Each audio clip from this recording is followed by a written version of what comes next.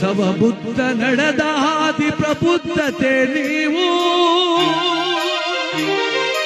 ಈ ಭವ್ಯ ಭಾರತದ ಬುನಾದಿಯೇ ತಾವು. ಬಸವ ಬುದ್ಧ ನಡೆದ ಹಾದಿ ಪ್ರಬುದ್ಧರು ನೀವು. ಭವ್ಯ ಭಾರತದ ಬುನಾದಿಯೇ ತಾವು. ಜನ್ಮದಿನದ ಶುಭಾಶಯ ಬಾಬಾ ಸಾಹೇಬ್ ಅಂಬೇಡ್ಕರರೇ ನಿಮಗೆ.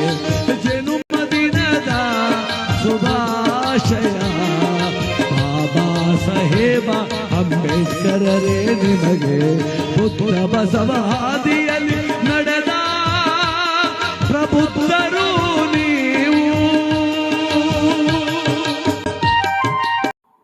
ವಿಶ್ವಜ್ಞಾನಿ ಬಾಬಾ ಸಾಹೇಬ್ ಅಂಬೇಡ್ಕರ್ ಅವರ 135ನೇ ಜನ್ಮದಿನದ ವಿಶೇಷ ನಮನ.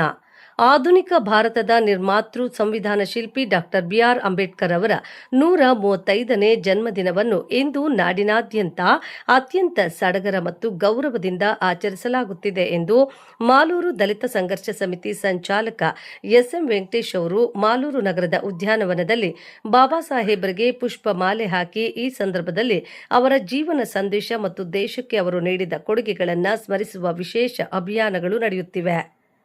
ನಮ್ಮ ಬದುಕಿನ ಭದ್ರ ಬುನಾದಿ ಸಂವಿಧಾನ. ನಾವು ಇಂದು ಸ್ವತಂತ್ರವಾಗಿ ಮತ್ತು ನೆಮ್ಮದಿಯಾಗಿ ಬದುಕಲು ಬಾಬಾ ಸಾಹೇಬರು ರಚಿಸಿದ ಸಂವಿಧಾನವೇ ಪ್ರಮುಖ ಕಾರಣ.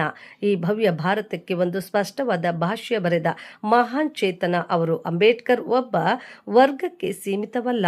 ಅಂಬೇಡ್ಕರ್ ಅವರನ್ನು ಒಂದು ನಿರ್ದಿಷ್ಟ ಕೇರಿಗೆ ಅಥವಾ ಜನಾಂಗಕ್ಕೆ ಸೀಮಿತಗೊಳಿಸುವುದು ನಾವು ಮಾಡುವ ಅತಿದೊಡ್ಡ ತಪ್ಪು. ಅವರು ಕೇವಲ ಒಂದು ವರ್ಗದ ನಾಯಕರಲ್ಲ, ಬದಲಿಗೆ ಸಮಸ್ತ ಭಾರತೀಯರ ಆಶಾಕಿರಣ.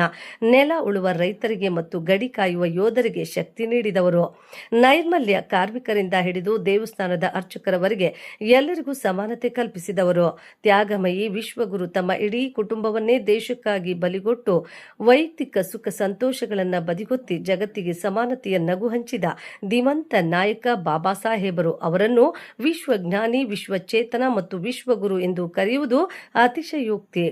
ಬುದ್ಧ ಮತ್ತು ಬಸವಣ್ಣನವರು ನಡೆದ ಪ್ರಬುದ್ಧತೆಯ ಹಾದಿಯಲ್ಲಿ ಸಾಗಿದ ಅಂಬೇಡ್ಕರ್ ಅವರು ಭಾರತದ ಭವ್ಯ ಭವಿಷ್ಯಕ್ಕೆ ಭದ್ರವಾದಂತಹ ಬುನಾದಿ ಹಾಕಿದ್ದಾರೆ. ಈ ಜನ್ಮದಿನದಂದು ಅವರ ತತ್ವಗಳನ್ನು ಅಳವಡಿಸಿಕೊಳ್ಳುವ ಮೂಲಕ ಅವರಿಗೆ ನಿಜವಾದ ಗೌರವ ಸಲ್ಲಿಸೋಣ ಎಂದು ಮಾಲೂರು ದಲಿತ ಸಂಘರ್ಷ ಸಮಿತಿ ತಾಲೂಕು ಸಂಚಾಲಕ ಎಸ್.ಎಂ. ವೆಂಕಟೇಶ್ ತಿಳಿಸಿದರು. ಈ ಸಮಯದಲ್ಲಿ ಕರ್ನಾಟಕ ರಕ್ಷಣಾ ವೇದಿಕೆ ತಾಲೂಕು ಅಧ್ಯಕ್ಷ ಎಂಎಸ್ ಶ್ರೀನಿವಾಸ್, ಎಚ್ ನಾರಾಯಣಪ್ಪ, ಶಂಕರ್ ನಾಯ್ಡು, ಮಾಸ್ತಿ ವೆಂಕಟೇಶಪ್ಪ, ಮಾಸ್ತಿ ಹೋಬಳಿ ಸಂಚಾಲಕ ವರದಾಪುರ ನಾರಾಯಣಸ್ವಾಮಿ, ರಾಧಮ್ಮ, ಸೌಮ್ಯ, ಯಶೋಧ, ಗಾಂಧಿ ಸರ್ಕಲ್ ಬಾಬು, ಟೇಕಲ್ ಆಂಜನಪ್ಪ, ಅರ್ಜುನ್, ಎಸ್ಎಂ ಮುರಳಿ, ಇನ್ನು ನೂರಾರು ಕಾರ್ಯಕರ್ತರು ಇದ್ದರು. ವರದಿ ನಾರಾಯಣಸ್ವಾಮಿ, ಡಿಎನ್, ಮಾಲೂರು.